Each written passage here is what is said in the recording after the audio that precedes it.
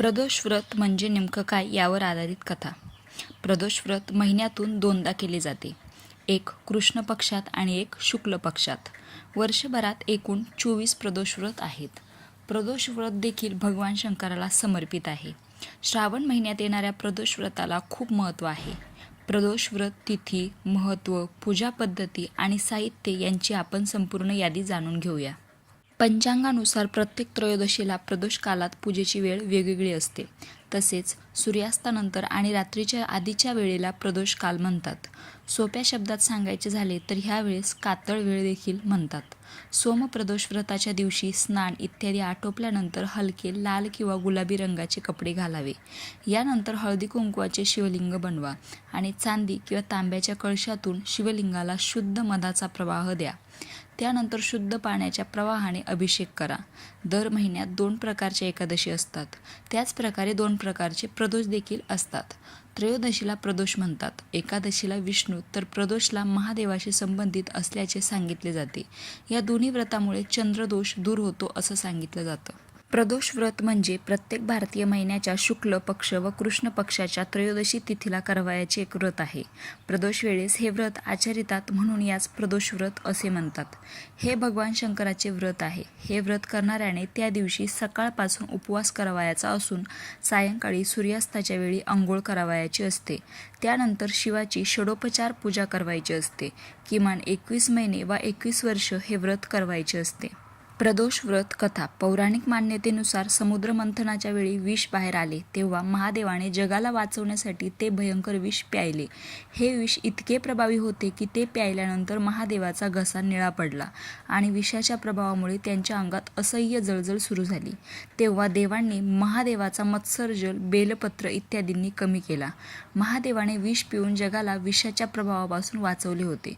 त्यामुळे सर्व जग आणि देव महादेवाचे ऋणी झाले. ही घटना घडली ती वेळ त्रयोदशी तिथी आणि प्रदोष काळात घडली. म्हणूनच या दिवसाला विशेष महत्त्व आहे. प्रदोष व्रत. काय खावे, काय खाऊ नये. प्रदोष काळात उपवास असताना फक्त हिरवे मूग खाल्ले पाहिजे.